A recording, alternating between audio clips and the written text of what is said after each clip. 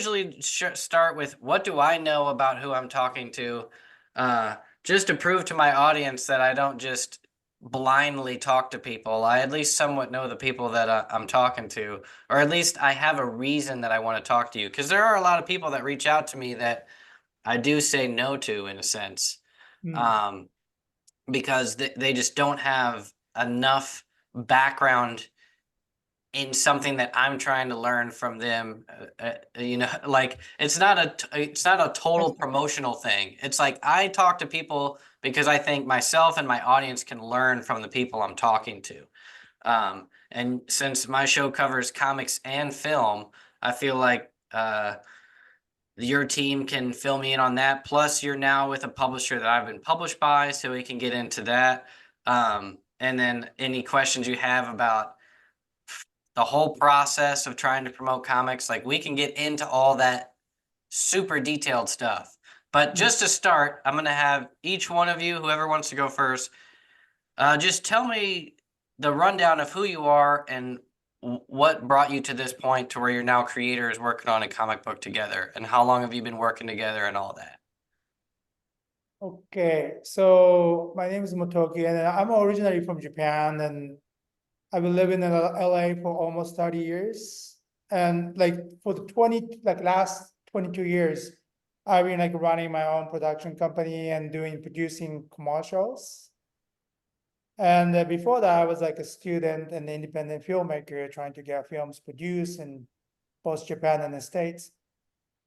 So all my ideas, like including Kiva, is all like idea that I already had like before my commercial like advertising career.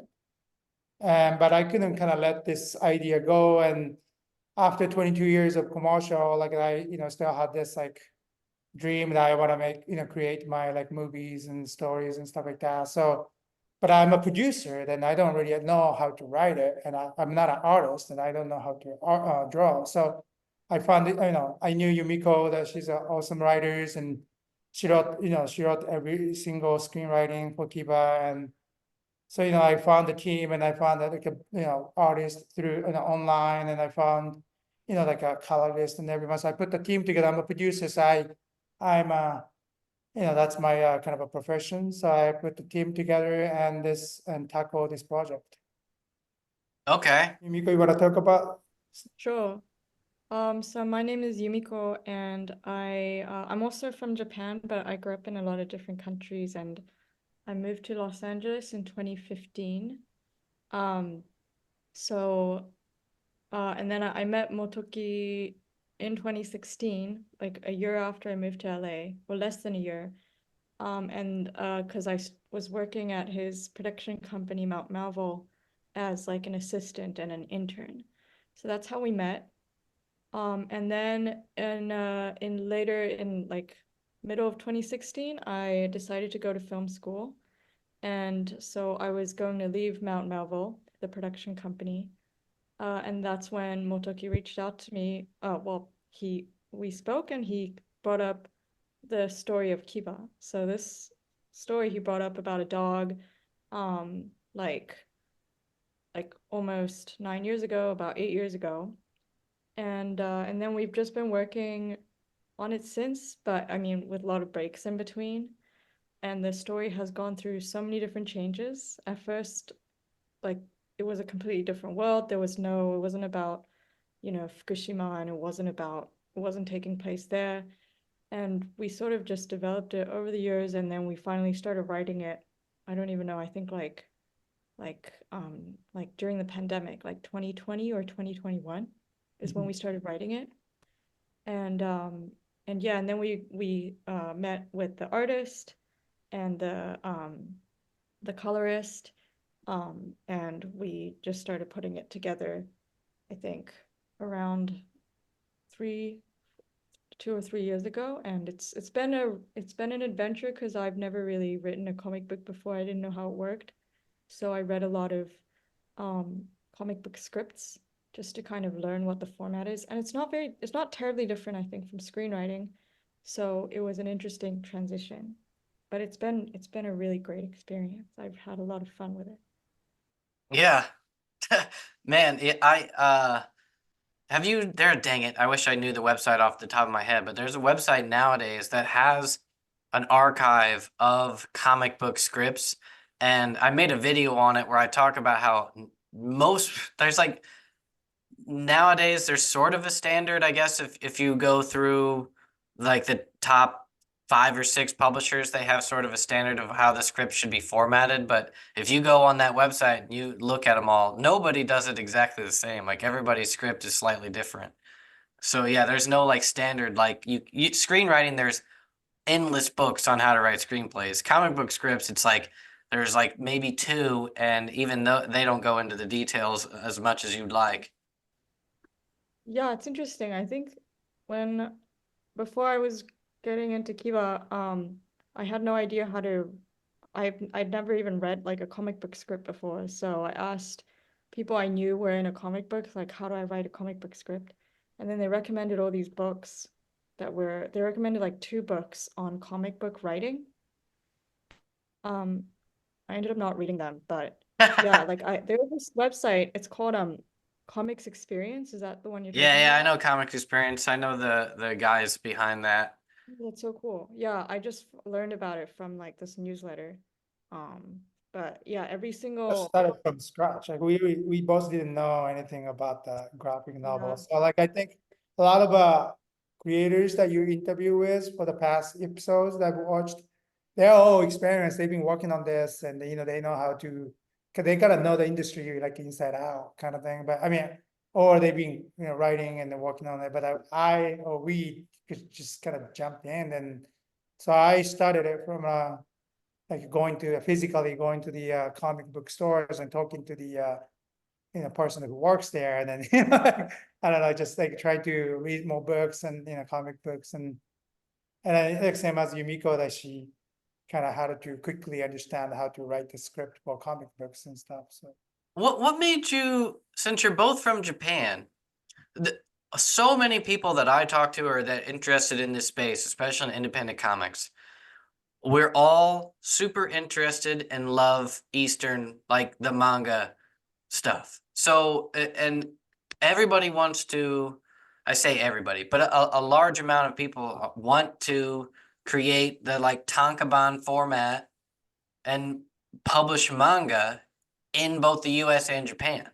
And like, so what made you guys decide to stick with the American comic format, the American comic system? Is there did you do any research on how to go about it if you wanted to release it in a manga format in Japan, in Japanese, or are you still considering that? it might be easier for us. I mean, like maybe in terms of getting in touch with the publishing companies, and if we do it in Japan.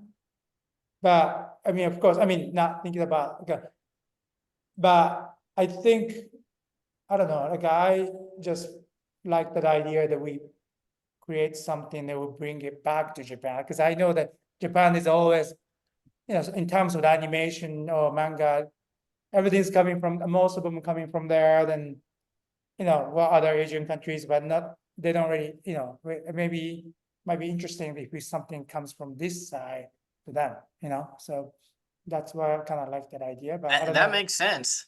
Yeah, I mean, it'll be easier.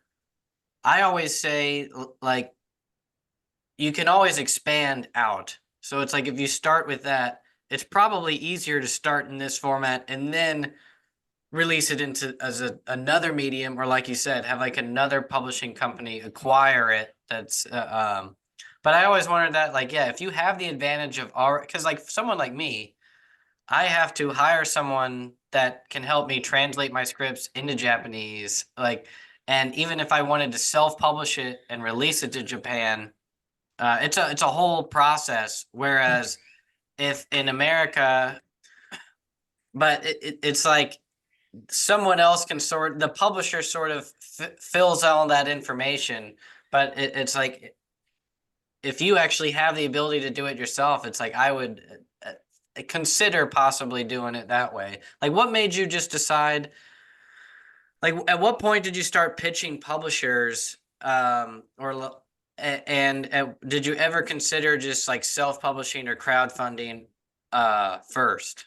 Not really, like I mean, like I've been running the production for like 20 years, 22 years, and I've tried to, produce like short films, like many times, and you try to develop this and that and there, here and there, and I just kind of wanted to make, I don't know, for me, it is important to get my idea, like it's make that, create that, story based on my ideas, but at the same time, I just didn't want to do it like a self-funded way. Like I just want to, I want to make it more official.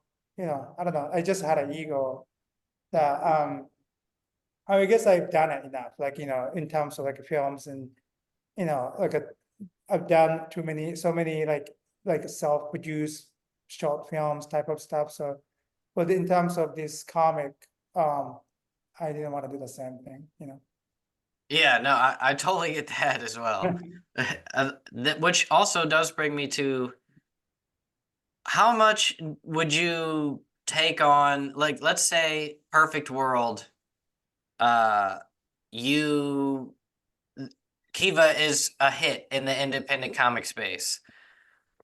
Would you like what would you need to do on your end to actually produce it into a show or a film that like with you owning your own production company to where you could take on some of that responsibility? Would you consider or want to almost do it sort of under your own label with sort of your own team, or would you just be like, nope, I'm let the studios handle it?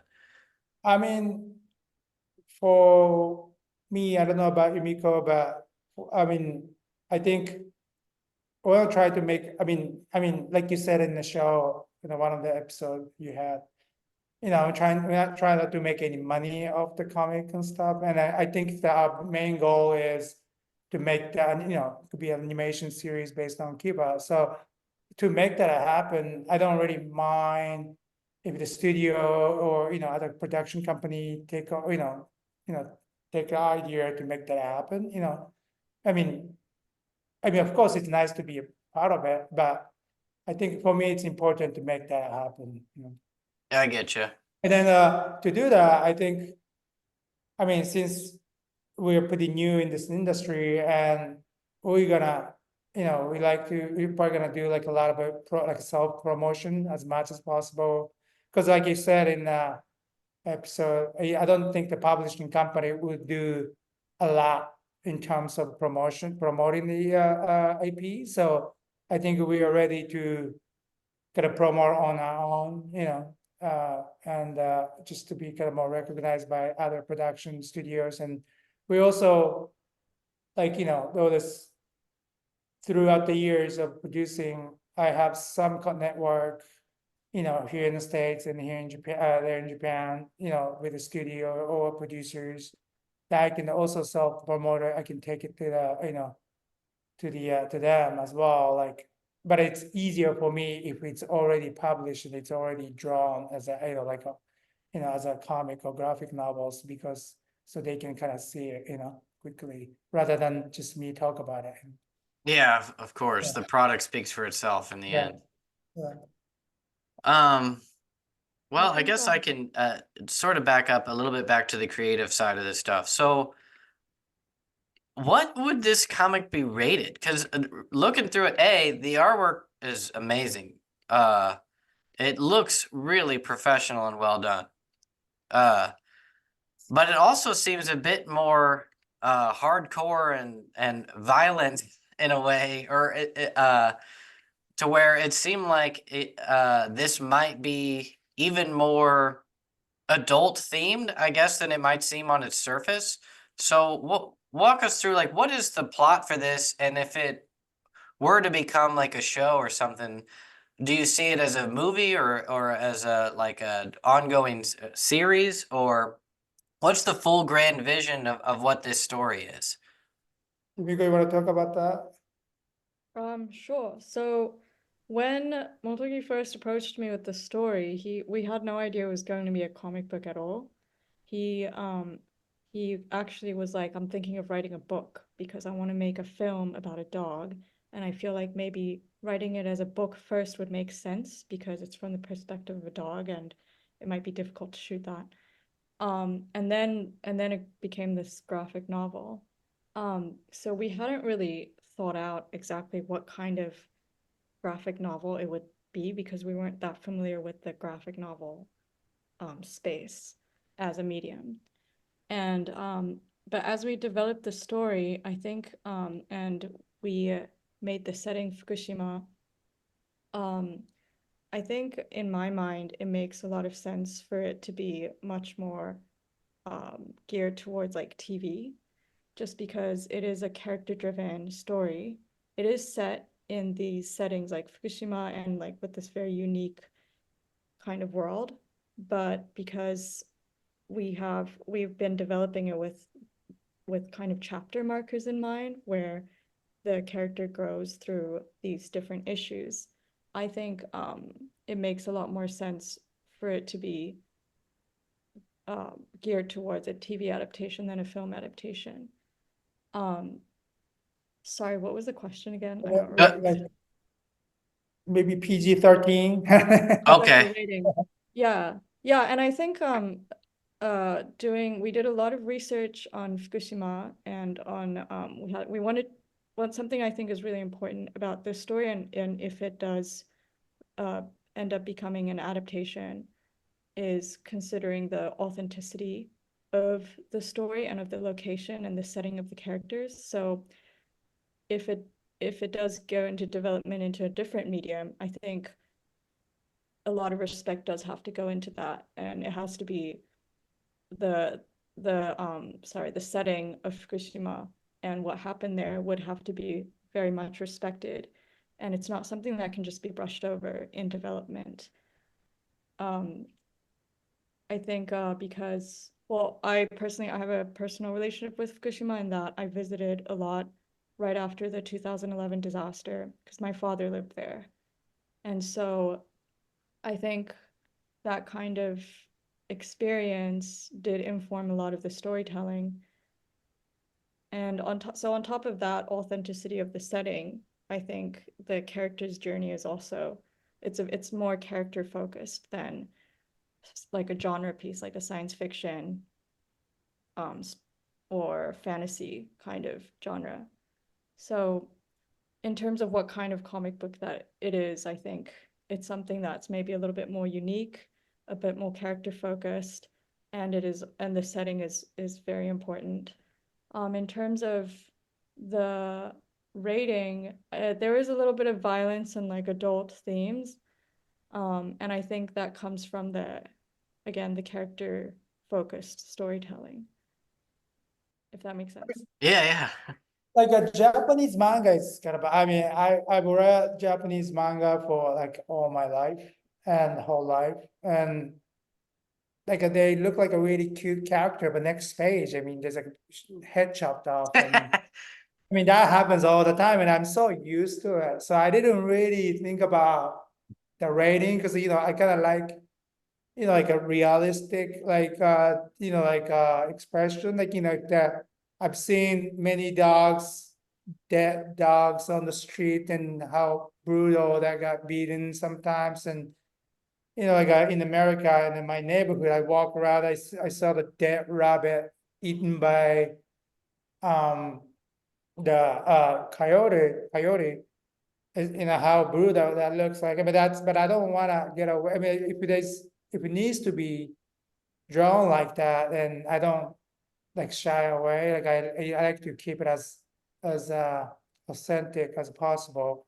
And yeah, so I didn't think about so much about the rating, but I always thought like it's more like teenager for higher, like older, like generations. I think it might be a good audience of readers to read it. Yeah, yeah, I get you. So it's like a legit teen plus a drama, young adult, and it's from the perspective of a dog.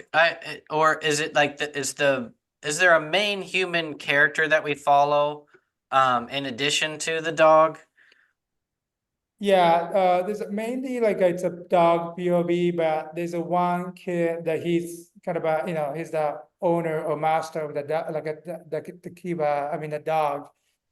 So they kind of separate each other in the story, and so we mainly follow the dog, but just a little bit of essence of that, human kid, just.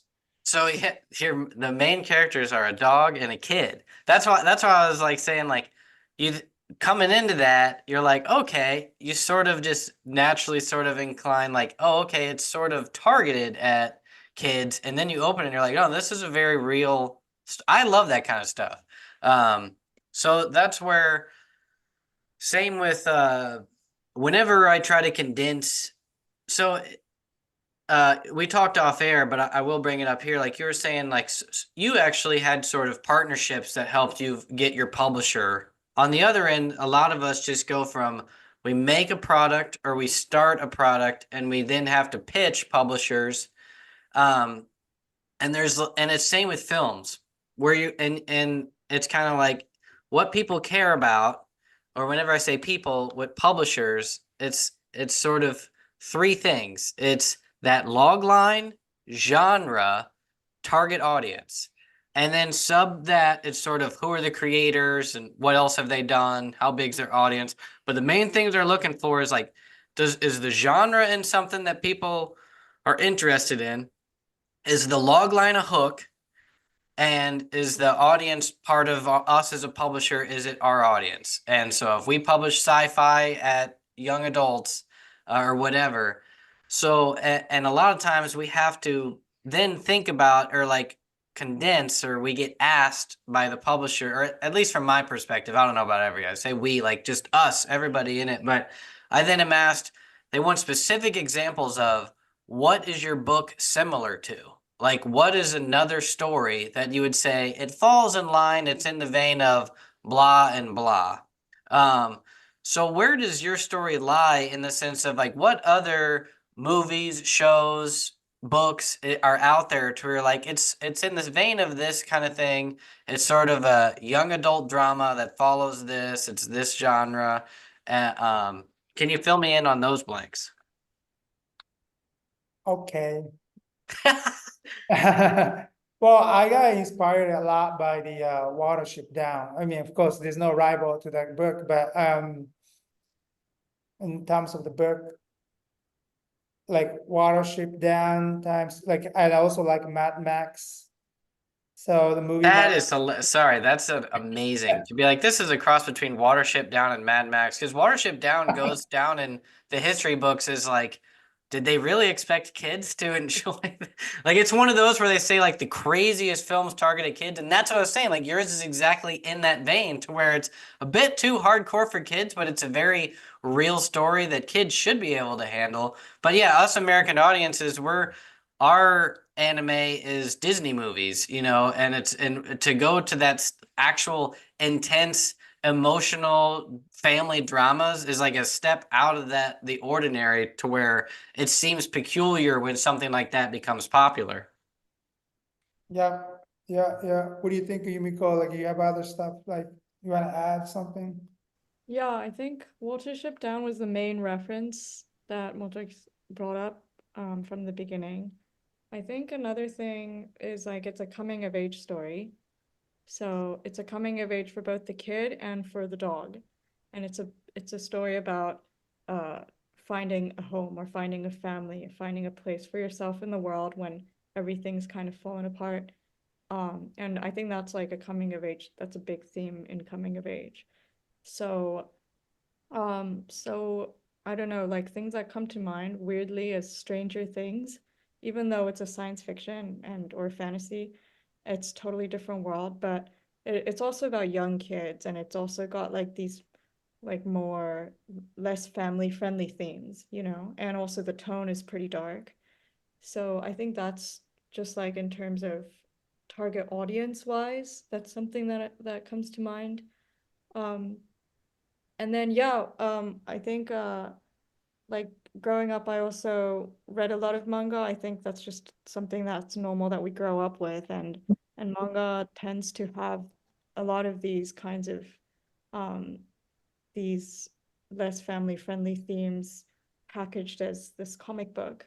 So growing up, I read a lot of old manga from like the 60s and 70s. So that was kind of my main reference point and for comic books.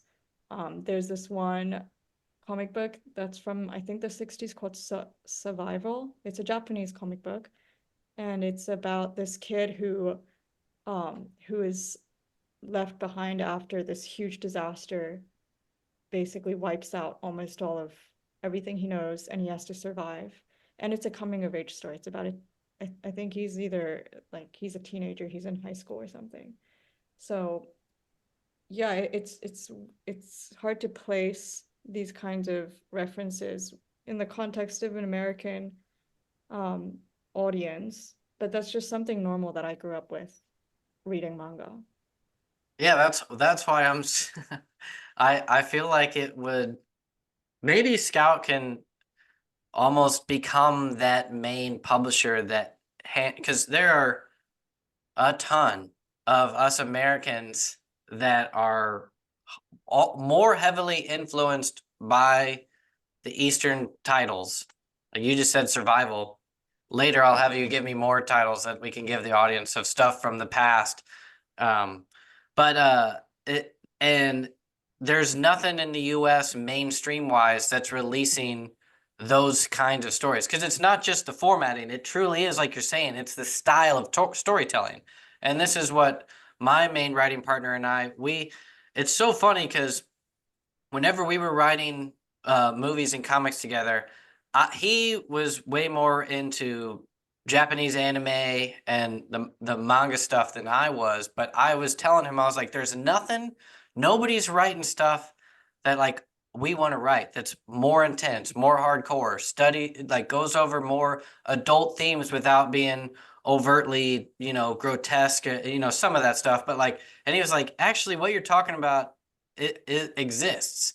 It's just all in the East. It's just like, and I was like, okay, well, maybe that's the route we need to go about. And more people that I talk to in this space, whenever they say the kind of stuff they want to create, the kind of stuff that inspires them, more and more when it comes to actual comics wise, it is manga titles and anime stuff from far along, not just coming out now, but many years in the past.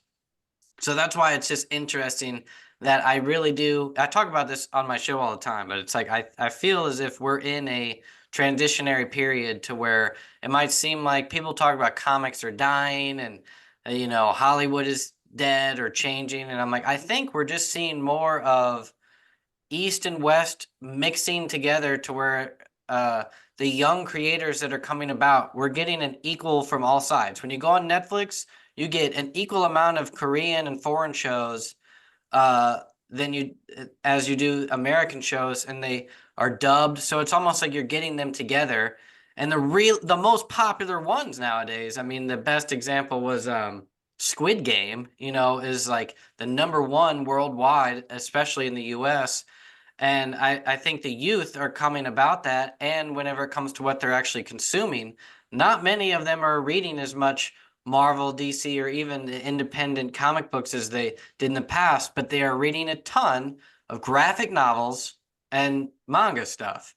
And so it's almost like us now independent creators, it's like we're creating our own path of like for the audience that no one in the US has captured fully. Like there's nobody that's producing US made manga.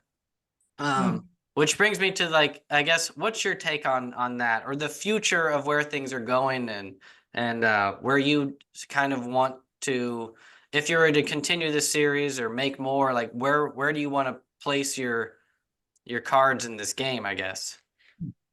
I definitely want to play the card that, like you said, like you just you create that. Other doesn't matter if it's for a comic or movies, or if you create stories that might not work for the American market, but also but could work for the Japanese market or Asian countries, or I mean, I think nowadays like people are more open up and like they start interested in reading things that are coming from other countries, not like a dubbed or like, remade, they like to see the original authentic ones. And I think it's everywhere in the world now. So, and then, since I'm from that side of the world, and then now I live in a basin here, so we like to definitely kind of bring, find the possibility, bring the kind of a bridging that together, and then bringing possibility to bring the contents to the Asian side, and then bringing the Asian side over here,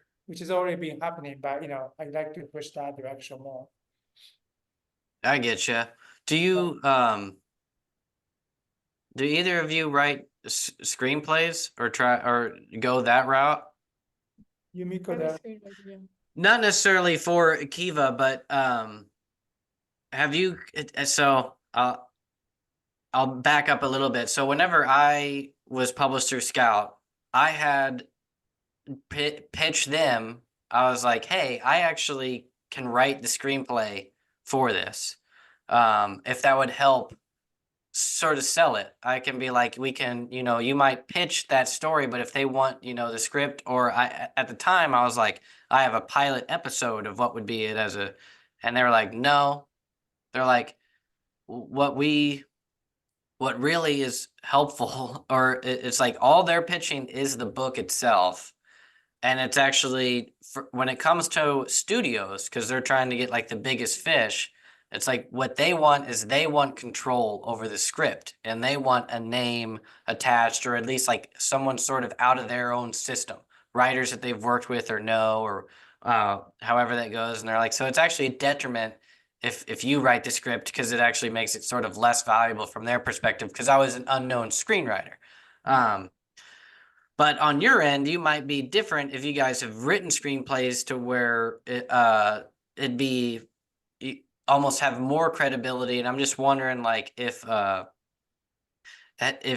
there's in the bridging of these two worlds, with you guys writing screenplays, now going into comic books, how much of the film world are you in to where you're almost like to where yeah, I guess not necessarily with this story, but I'm almost just wanting to know, like, what is it in your world on the film side and screenwriting side that you could give advice to the audience of how that might help their careers, if they're just wanting to tell stories, and where do you see that future going as independent filmmakers, or with you having your own company? Have you like, what have your experience with producing even short films and writing screenplays? Where has that gotten you, and like, where do you see the future of that?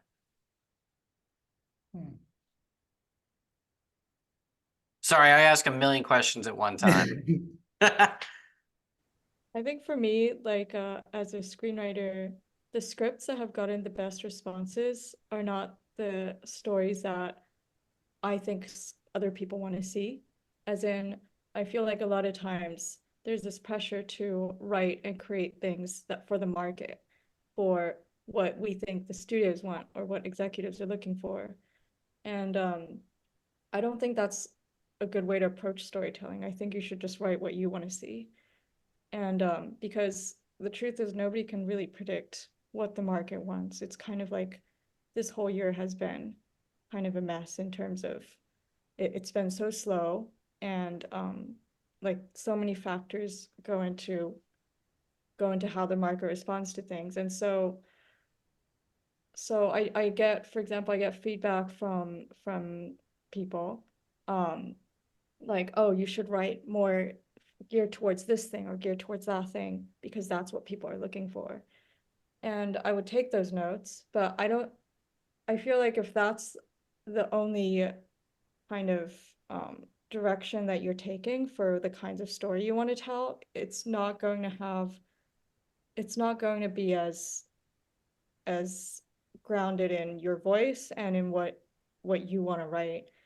And I think and then the story's just not going to be as good. It's going to be kind of superficial because you're just writing based off of an idea that's not even real, which is, what do people want to buy? I think the scripts and the stories that have gotten the best response that I've written have been the ones where I just wanted to write what I want to see. So I write the kinds of stories I want to see on the screen. And I write what I know. So that's something to keep in mind, I think. I 100% agree. And it's so funny that we don't do that because history proves itself over and over again that it's like those who write what they want and like passionate or from the heart, the stories they want to see on screen, like you said, even if they don't get bought right away, eventually the producers catch up because that's what other people wanted to see as well. And they don't start to want that story until there's a different success. And then all of a sudden they start wanting to snatch up anything that's similar to the new thing that was the new hit or whatever. When in reality, it's like, but the audience was way before that. And the writers that wrote what they wanted to see, they are the ultimately the audience as well. Right. Yeah, I think for stories to have integrity, you have to write what you know. Like if I was told write this thing and it has nothing to do with my background, it has nothing to do with what I know and what I've experienced up till now, it's going to be this superfluous. It's going to be it's not going to be a real story. That's not going to have integrity, and it's not going to be able to hold itself up long term. It's going to be a short term kind of solution to, oh, this is the kind of script we want right now because this is what's selling. But then that story is not going to have integrity, I think. So that's something that that I've learned over the years as a writer. Nice. What yeah, what anime, I guess first I'll say like what anime or manga stuff is out there that the audience can read or has already read that is similar to your story. So you're saying it's like not much to ground in the US, but there's probably plenty of stuff that we have no idea about that we can look up and pick up our own. A, that's like similar to Kiva, and B, what's like your favorite stuff that we might not know of that came out in the 60s or 70s or it's not Naruto or whatever. There's something called Gamba's Adventure or something like that. I think they made it in the 70s. How I do you mean, spell Gamba? it's in Japanese.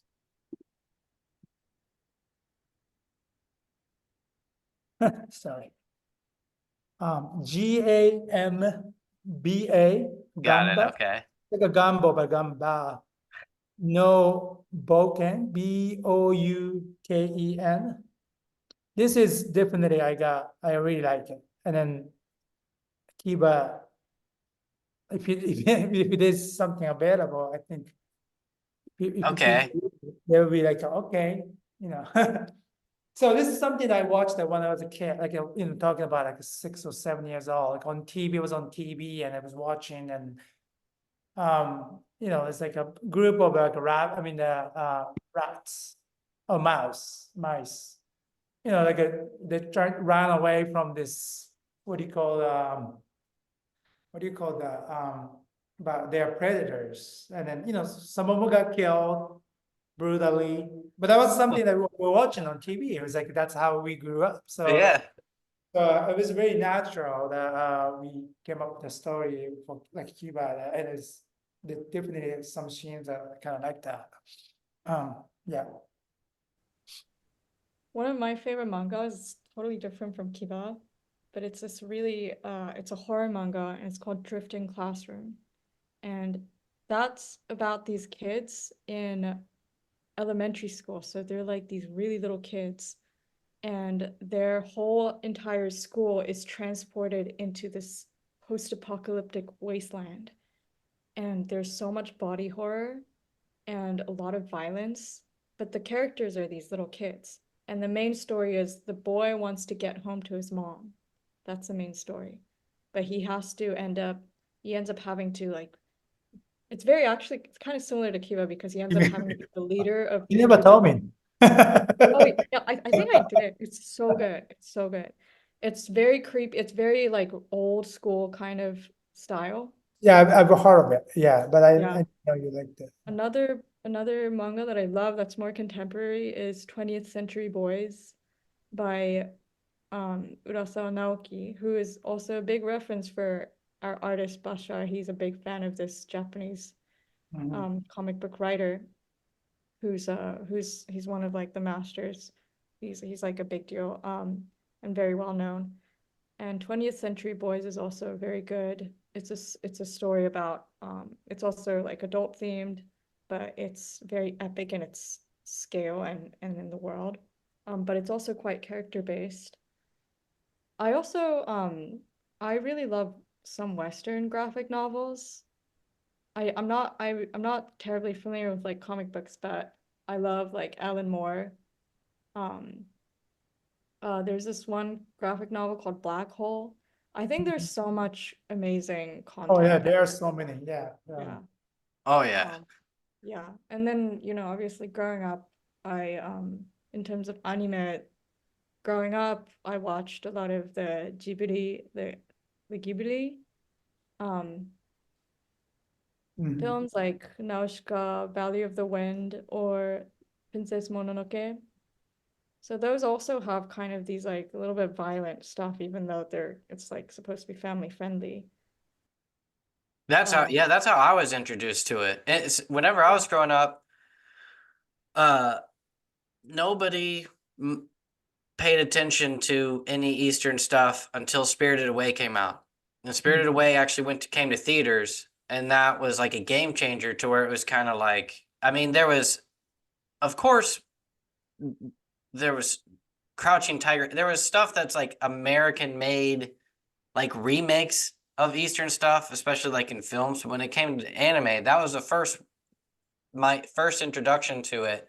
And then there was a few other people that, as I got into high school and stuff, that were really into uh, certain things that came out, like Ghost in the Shell, but it was super rare. It wasn't like if I went to a Blockbuster or if I went to a comic shop, or even whenever I was younger, there weren't really like comic shops. It was like you just got comics from like the gas station kind of place. Um, so you just like couldn't get any of it, and if somebody had it, they were sort of like a weird collector of everything. They collected toys and stuff too, so it was sort of viewed as this like, oh, you're into weird Japanese stuff. And so it was like, it wasn't until, to me, from my perspective, maybe the last 10, 15 years that it's really changed in the United States to where it's super common everywhere. And now it's overtaken the main market when it comes to at least like comics. People talk about in the indie space all the time about how uh, if you took the sales numbers from the comic book market, it was always $1 billion every year. If you took all the comic book publishers, and even if you added self-publishing and Kickstarter and stuff on top of that, it was still like that was so low it like didn't even change the main ranking. And then all of a sudden they added in everybody was like it went up to 2 billion out of nowhere. And the reason is because they added in manga sales.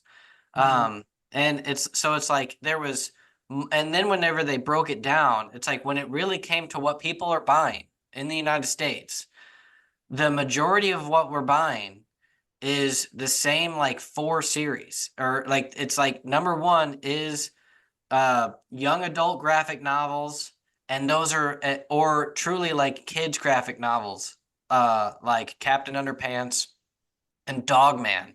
They overtake a huge majority. And then aside from that, it's like manga, and that's like the huge chunk, like 60%. And then the next like 40% is Marvel and DC. And then like when it comes down to where we're at, independent comics, that's like less than 1% of the main. If you look at the overall 2 billion market, it's like it's just a blip. But so it's like everything's broken down sort of now into specific niches or like specific uh like subcultures of people that are into uh very specific series like sci-fi or horror or whatever. But yeah, but I don't think it wasn't like that until fairly recently, probably the past 15 years, where there was that much of a change. But to me, the big change was Spirited Away, which then got us all down the Ghibli path. And that's what was like so intriguing is like, yeah, they're very like your Kiva, they're sort of adult themes, sort of overly violent for a normal like family friendly story. But that's why we like them, because it's like we aren't used to that, and they're just better stories.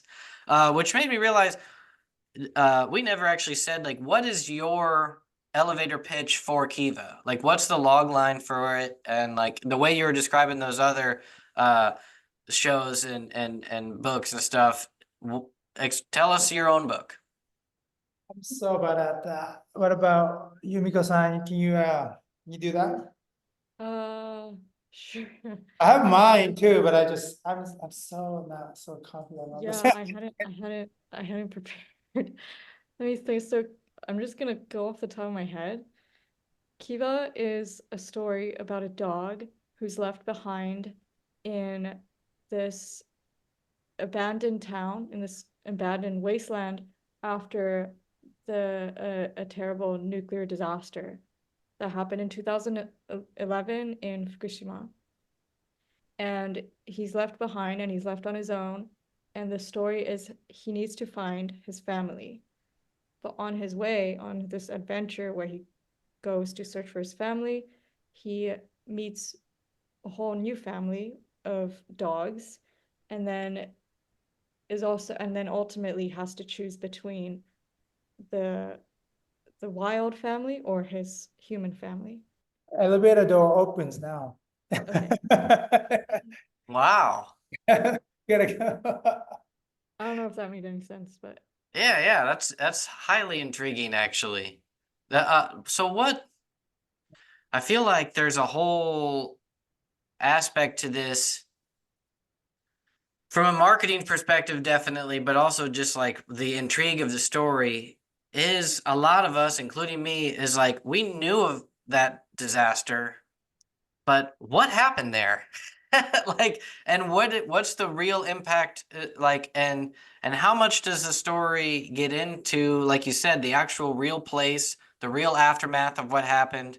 Was there we could almost do a whole show on this. We don't have to, but it's like, was there ever like a bunch of misunderstandings of what happened there? Like with us in the US, you guys know, like every new thing that happens, who knows what really went down in Hawaii, with or like, so what happened in Fukushima in 2011, and where are we at now with all that? Well, I guess that we're not like um maybe contradicting what Yumiko said, but the story is not really about the Fukushima disaster. It's about the dog left behind after the disaster. So Mhm. we don't really write the details of like what happened. Like I'm not really in the position to write what happened and what the true impact. I mean, it's already there and it's already reported in news and it's written an article. I mean, there's nothing more than that. But there is a story. I mean, the actual story that not many people know is there are a bunch of pet dogs left behind the disasters. That's 100% sure.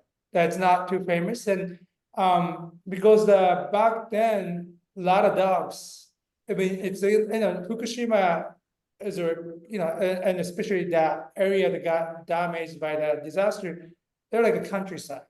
And, they like when I was in Japan, I had my pet dogs outside. I never had a dog inside my house. My parents would hate that. So same thing for that area. The dogs are like kept in the outside and chained. Sometimes it's not chained, but some of them are chained. And they just kept it left like that because people had to get the hell out of there. And then dogs, I mean, they couldn't take the dogs. They couldn't take the dog to the shelter. I mean, there's not enough room for the people. And how come, they don't have any space for the dogs.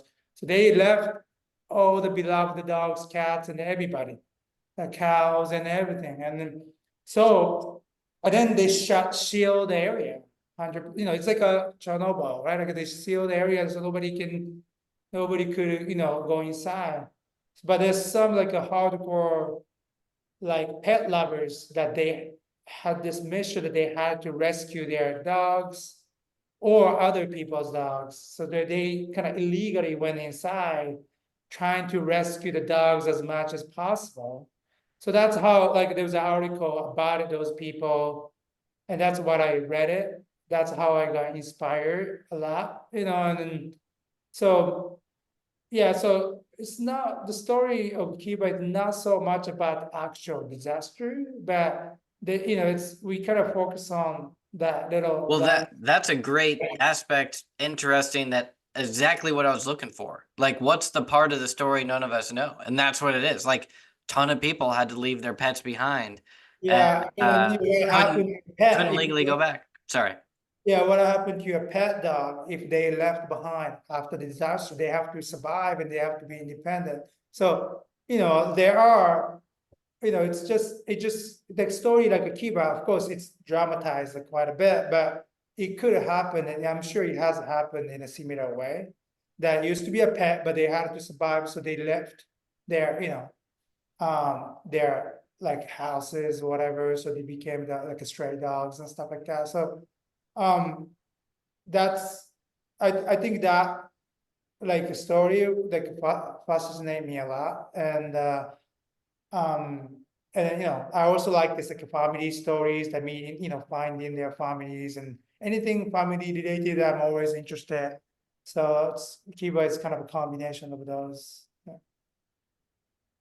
So, what do you plan to do to market everything? Like, do you have any sort of plan for promotion and things like that? So we like to promote social media, that the contacting, you know, like, like, like a blogger like yourself, creators, like other producers. Oh, first of all, I kind of want them to, I mean, not just put the promotion away, I guess. Like I like to have as many people read this. And then, and I think I want to start from there. Like I'm thinking about in terms of the comic promotion, like I want to probably contact like maybe the high school, college comic clubs. I just, like I just want to make sure people read it and then, Yeah. get their feedback and I think maybe that, we'll keep doing that. And then after that, like maybe the second phase will be, like because I guess the part after the first issue, it's gonna be what do you call like nonstop, like what do you call like all this all the issues The combined. trade paperback. Paperback, yeah, that's gonna come out. So after that, or take it to the studio, or producers, could be interested, or like, talk to the Scout comic type. They could help us, take it to the studios too. But that's what I'm thinking right now. I mean, it's not super planned out.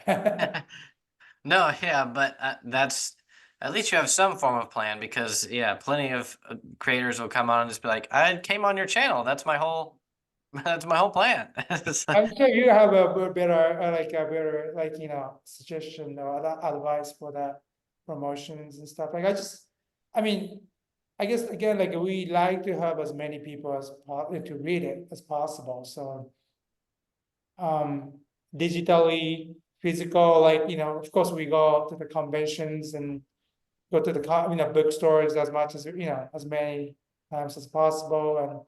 you're And both in LA, right? we're both in LA, yeah. Yeah. How do you have comic shops? I know there's comic shops in LA. There's multiple of them, but have you reached out to any of them at all, or do you have any plans for like whenever you get published to do any like signings or any like special Yeah, promotional stuff I with think them? we went, we went a couple of places. I mean, like, because I mean, that's also, I mean, for new people like us, I don't know. I mean, nobody really tell me what timing we need to like promote the book because the book has not been published. Mhm. It's, it's been delayed and I've been waiting. Like it's supposed to be published in the July 31st, but it hasn't been out yet. Yeah. So, Well, do you so know when it went into like previews world, like when it was solicited, so to speak, where it's like the comic shops are like they get it in their catalog to review to consider putting it in their shops? Do you know, has that happened yet, or you don't know yet? I mean, I know it's online, this, like through the Scout or other comic book shops, like it says pre-sale Kiva or whatever, Yeah, but you don't know when the cutoff date is to where they have a what they call final order cutoff, which is the last day that comic shops can order it. I don't think I don't think it's clear, it's written clearly. I mean, I don't. It might not be, but yeah, that's something that if you can get that from your editor, that's what you'll want to find out is, do they know? And because if the book is delayed, usually that final order cutoff, like if you don't have a set date, when it'll hit shops, then that means that it's probably still open-ended to where the shops still have time to order it, which means the people that might watch this have a time to pre-order it. And that means that the time to promote is now, like while it's still in the catalogs, before final order cutoff, because that's when it has the most impact of when someone pre-orders a book, the comic shops will then actually order more than the pre-orders they have. And on average, it's 3x. So if they get one pre-order, that means that they'll order 3 books. So that's why you want to get right now in this promotional time period until final order cutoff, get as many pre-orders as you can, because that'll dictate the print run. And with So what Scout, how do you promote it? Like, so you go to the like shops and then contact them, and we'll just send them the digital file of the Kiva and then have them read it, or yeah, I mean, it's there. What really works is nuance, or almost just trying to have it go viral before it comes out. And that is done by literally getting it in front of people's eyeballs. An example that I sometimes use, I don't think I've really done it on this channel, but privately, is Eli Roth, who's the film director who did Cabin Fever and Hostel, and now he's ultra famous. But before he was big, he always talked about how whenever he made Cabin Fever and like his independent film, he had to then sort of go through these weird motions to convince people that it was a huge deal. And he had to do that literally within like the weekend or week before the film festival he was premiering at. So what he did was, so everybody, especially at that time, the film festivals, they are this big event. It's like the premiere event of all these new movies. And a bunch of, let's just say, big shots and actual audience goers go to these things. And it's this weird mixture of people that are really into new movies that are coming out, and they want to be like a part of this new thing before something's famous.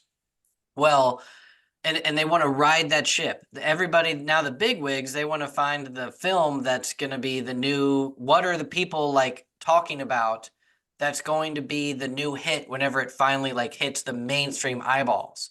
So they start trying to find out who had a sneak peek of what movie that's getting rumblings behind the scenes, so that they can sort of predict that when it finally goes live, the momentum continues. And so he had to actually go about actually sending his film to other people, and almost, I can't remember exactly what he did, but him along with like an actual PR team sort of caused a ruckus at the film festival that made it seem like the film was already there. this new, like, whoa, it's almost too much, like other people are watching it and it's really freaking them out, it's people are getting sick or whatever, caused this to where just people were talking about it. Like, I heard Cabin Fever is this new thing, like, have you seen that? So like by the time it actually premiered, the people had already like heard other people talking about it, and all of a sudden now on the premiere date, and that's still before the world hasn't seen it. It's just it's these low tiers of, it first starts with the behind the scenes rumors of people that got review copies of it and they're talking about it and they gave it to their friends. And then it's at this film festival and it premieres there. And the people that watched the first screening were really freaked out by it and they're talking about it. And now it then goes into the publicity so the people that are go at the event are, it's now like in the newspapers of, here's the 3 films that made an impact. And that was one of them. And then now the distributors want it, and then they use that momentum. Exact same thing happens in comics. You have to somehow, while you're still in this pre-order phase, get your book to as many people that are into comics and reviewing comics as much as you can, and you have to give them something new that sparks their interest to where they're like, this isn't just another indie book that's just going to go on the shelves and get forgotten. They have to think that this is like something that might be a phenomenon. Everybody's trying to be on that horse of what's this new wild thing. And it's somewhat gimmicky, but the main thing is you just have to send it to people and just hope that, because it does happen organically. It is people just talking about it on their own. So you can't predict who is strucken by it.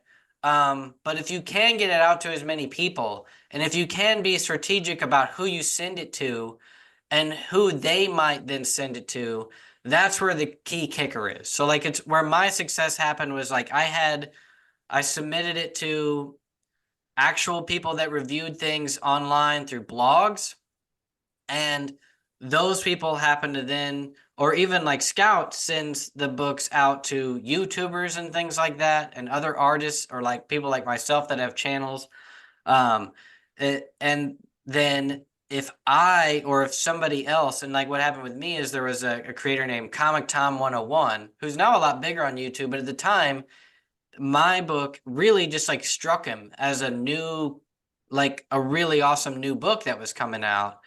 And he talked about it, and that was rare in a sense, for it was almost just like that was sort of organic, but I had to get it out there firsthand, and he had to hear it from another friend of his that also had a review copy that was like, this is the book that's probably the coolest one of next month. And if you get enough people that do that before pre-orders, then that means that like behind the scenes, like the people that are what I call commentators. So like those are the people that sort of, even if it's just their hobby is talking about comics, if they're the ones that are talking about comics, the people that then watch them, they're like, it's just like me looking up like the Netflix featured or whatever. We don't dive into everything. We just see what are they suggesting, and those kind of, unfortunately, those are dictate most of what people are going to watch. It's the same with comics, where they just watch these commentators that say, here's the new cool books that are coming out next month. I read this one. This is my pick of the week. And if you can get on those picks and get in front of those people, the hard part is just just like anything else, they get so much content that they can't get through it all. You really have to break through the noise. But in your case, I think that you have that newness and uniqueness to where you will break through that noise. So I would, if I were to like make a suggestion, it would be like, yeah, send it out and almost like try to, I don't know how to phrase it, but almost showcase that it is a different story, like Watership Down, like have that in the, I say the business world, but you guys know this, but it's like that is a big thing to where people want to know what is the similar stuff. Like whenever I promoted my book Liquid Kill, everybody latched onto, oh, it's Ghost in the Shell meets John Wick or whatever. And people were like, oh, that sounds interesting. If you had it's Mad Max meets Watership Down or something else that's like a big IP, that's also something that people latch onto and explain that it's like it is from Japanese American creators for a worldwide audience we have a new approach to these things to where this actually is familiar yet different, because there's that old trope of we want the same thing but different, and so much of it isn't or whatever. Yours, I actually think is. So I don't know. I could talk forever on this stuff. I don't want this to be me just Well, I preaching. appreciate it. I mean, that's really good to hear that. Yeah, well, I think I just a lot of time I get lost in the world. Like, oh, what should I, like all those things happening, like daily, and like daytime job, and sometimes I got lost track. Like, hey, what am I supposed to do in terms of PR promoting the Kiva now? Just or should I wait for the being published, or should I not? And like I mean, now you kind of made me, you changed my mind, and I think it's time. I think now is time. I think I should be thankful to the delay of publishing, because I used to be frustrated. I was frustrated until today that why it's not out yet. But Oh no, now I feel actually that frustration. I haven't done much promotion like you mentioned, and I think now kind of reset my mind that I gotta push promotion much more. And then thanks to you for telling me that. If you want, I'll give you one other secret. Please. It's not really a secret, but like what I've learned is, so you have different readers of comics. There are what I call the 4 different readers. There's the people that read comics for the story, and I call those readers. There's the commentators that I say like they read comics for content to their audience, of like they are commentators on the industry and the new books. And then there's other creators, other independent creators that are basically, they read comics to learn what else is out there, that they're like their competition, so to speak. And then the 4th one is, now I'm blanking, but it's basically publishers. And but what I didn't learn until I had already started releasing books is so you first learn, oh, I should give my book to reviewers or those commentators, people that talk about comics. However, Yeah. also give it to the readers for free, because they most likely, the people that are really gung-ho and actually buy independent comics because they're fans of the medium, just because they get it for free, that actually gives them more of an incentive to buy the book from you when it comes out or pre-order it, because they have now a personal connection to you as the creator. And like I was saying, it's all about investment. So from a reader's perspective, they may not be investing in the end result as like an investor in a film, but they're investing in the relationship with you. And in the same sense that we all wish that we were maybe friends with the creators of One Piece or whatever before they were famous, you get the opportunity as a reader to then sort of become friends with an actual comic book creator before that book's released. But from an independent reader's perspective, that's a huge deal. It's kind of like, they gave me this book, they wanted to know my opinion. So to you, you're really getting honest feedback from them and giving them something for free. And in result, they'll actually buy the book, which means that you'll actually get that sale, but also they'll talk about it to other people with more enthusiasm than they would if it was just another book on the shelves, because they have now a personal relationship with you. So if you have access to people that read comic books at the store or whatever, or any of your friends in the field, like those are the people that you want to try to pitch to almost equally, if not more than the next level up, like publishers or actual comic book shops, because the comic book shops are constantly getting people that are wanting to have their book in their shops. However, what really influences the comic shops is if readers come to their store and say, is that book coming? And so it's like, you almost have to just like start grabbing one by one. And unfortunately, in this world, that people try to do it through Twitter, and then it's almost like it spamming people.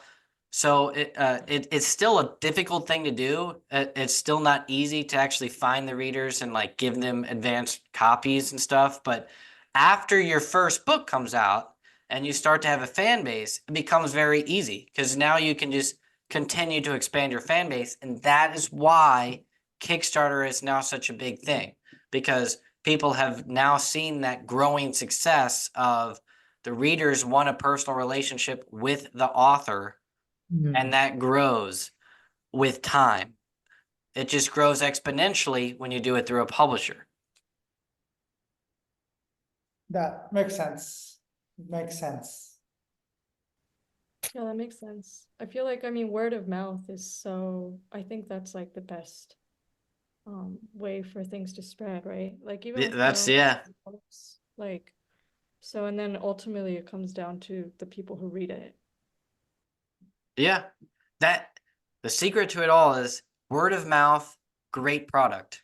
If you have a great product that gets to the people and then they start talking about it, that's what creates virality. Everybody wishes they knew that secret or whatever. I don't know that, but it's like, but yeah, I don't know. No one knows what's going to take off, but as long as you at least try to get it, and that's the thing is some people get lucky. You get your book to the publisher publishes it, they have their own built-in audience, people start talking about it, and boom, they're successful. But starting truly from zero and with independent comics, the audience of any publisher is not big enough to really move that needle. You really Right. do have to pressure to try to get it in front of people's eyes. And sometimes things don't take off until, unfortunately, in comics, way after it really matters to build sales. That was what happened to me, is that the word of mouth didn't spread for my first series, It Eats What Feeds It, until not way after Final Order cutoff, but like after the first two issues were already out. It wasn't until issue 3 was about to hit stores that all of a sudden the word of mouth about issue 1 started to make it around. And That's that cool. was even with people talking about it on YouTube much earlier. It's just it takes time for word of mouth to actually spread. I saw the Liquid Kill. I mean, I haven't read it yet, but I saw the art and it actually makes me want to buy it. That I saw it on the website. It looks cool. It looks modern. Thanks. Yeah, yeah. I don't like some of the American comic like art. They're not cool. I know. I agree. That's I why mean, I it's stylish. You know, like yours is really stylish, the modern. that's why I was talking about yours is your artwork is top notch. You know, Bashar, I unique.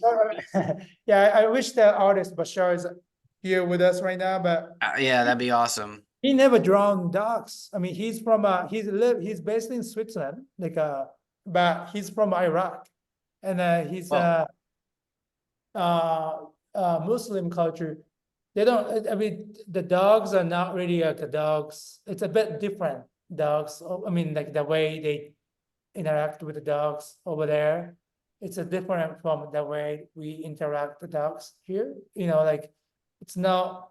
I don't know. I mean, I don't want to say anything wrong, but so you know, like here, Western culture, dogs like a family, but over there, I don't think it's the same. So he never really I mean, he drew a lot of animals, which I liked, and also he's really into the manga stuff, that's the reason why I started working together. But he is not really like he never really drew like dogs so much. So it's kind of interesting. well, he did That a great job. yeah, he's been doing it. Regardless of the cultural differences, I mean, people that will get this will see. It's like, um, I don't know why it reminds me of like Tekken Concrete. You know, I probably am not saying that right, but Tekken and Creed, yeah, you said. yeah, that was an anime that I think was also a manga. I think it's like it's spelled like Tekken Concrete or and it was about like the two brothers and the art style just reminds me of that. Not actually there's plenty other that but um I could also reference that it's similar to, but like I said, it's top it truly looks like at the top level of premier artistry um of it would go on the shelves with any other major publisher out there. Um, so you have all that going for you. Have a lot going for this story. Like that, it's like it looks really well done. I just didn't happen to get all the way through it, but you know, I think that whenever my audience finally sees this, if we can get the links, as to even just the scout page, it's like you're gonna get interest in it. As long as we can get it out there. My channel's not big enough to like have the as much of a reach as you need, but I I was, have people that watch this that do have followings that are big enough to actually help it grow. That's I how. mean, a lot of episodes that you said, like I watched them, it's actually very helpful to like know, and then you gotta talk inside out. There's no, like it's something that you're very honest about, and I think people like me appreciate your channel a lot because I mean, we just don't know how to navigate ourselves in this, like industry. So, I mean, I'm very thankful to that. Well, thanks for watching, and yeah, this series looks great. Like I can't say that enough. It's just like for my fans, like or the people that watch this, it's like this everything about this just like gives you a sense of like, okay, this is about as top notch of a product as you can come out with, and that's why I am driven to talk about this so much, because I myself, whenever it was my first series, my first book was It Eats What Feeds It. And I went out of my way to get basically the best possible artists as I could get. I literally went to somebody that had been published with a great publisher that had a unique style. Because, like you were saying, I don't like the style of most American comic books. Um, and I happened to be it. I was ultimately successful in that. And then it took a very long time. I didn't know how to promote it. And so you like the situation that you're in is very similar to exactly like the plight that I went through, and that's why I make this and talk about this stuff, is because I sort of have a passion for just talking about the process through this all, because like I said, this industry is it's just like entertainment, which or just film, and like you're in LA in the film industry, and it's like, but what you're doing is very different from what Warner Brothers is doing. Well, in independent comics, what we're doing is very different from what uh you know Dark Horse Comics is doing, Mhm. or DC or whatever. It's like nowadays it's as if people talk about this all the time, and I don't want to talk forever, but it's like we're just the marketing department for a greater machine. And just like you're saying, it's like ultimately we would like to be on a screen somewhere. The publishers see it the same way. It's like this is just the introductory medium that gets it into this bigger machine that actually makes all the money. And comics itself as an industry, although there's $2 billion going into it all together, only a tiny, tiny slice of that goes to independent comics, and even smaller goes to the creators.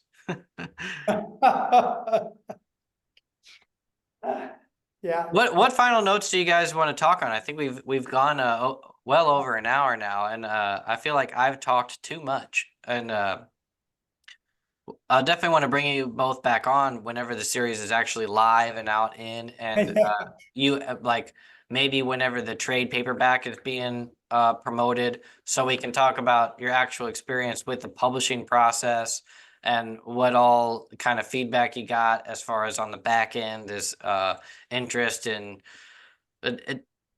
I'm always interested to hear about the backdoor meetings, even though we can't talk about everything that happens, but it's just like where was the momentum? Where did it come from for you? So I'll definitely bring you back on. But anything else before I cut you guys loose that you want to talk about? I think it's this Kiva thing and also the other stuff that we're developing. I think it's, for me, I've spent 22 years just producing the commercials and then, of course, although I had this like idea in my head, but I never really had a chance to kind of pursue that stuff. And to me, I feel like I'm 48 years old, but I'm actually doing a 24 years old thing right now. Like I'm just back in the indie film or indie comic, and I'm trying to be like try to produce my films and comics, out there. So if anything comes up, and like I want to stay in touch with you, and then I keep updating you what I like what I've done and all that. But yeah, pretty much it. That's the last word. What about you, Yumiko? I'm just really excited to see what happens because again, like just like with Motoki, like I have no experience in this world, and it's been such a great learning process, and I'm excited to keep learning more. So yeah, I'm really excited to see what happens, and I feel like it's just been a good experience overall from the beginning. And hearing everything that all this wisdom that you've offered too has also been very enlightening. I feel like it's a whole alternate reality that I'm stepping into. I'm excited for. How long, what was the full arc that you guys wrote? The graphic novel, how long is it? The Kiva, that right now we have like 100, almost 75, 70 pages for like the 1 to 6. Like, I don't know, if you break it down to the issues, like it's like 1 to 6 and 170 something, but we have another chunk, like we haven't written completely yet, but we have another volume. The second volume comes up, it's about the same pages, like another 170. It's supposed to be another 170 pages or something. So if we put I mean, the entire story will be 340, 350 pages, but right now the ones that's completed is just 170 pages, half of it. That's a big thing. That's a Yeah, we're full at the book. That's awesome though. If that whole book is this quality, that's gonna be awesome. All right, let's see how it goes. Yeah, I will follow in I'll be following this journey along with you guys. Keep me posted on everything and I'll bring you back on. All But right, thanks a lot. See you both Thank you thanks, later. so much. Max. This has been great. Thank you so much.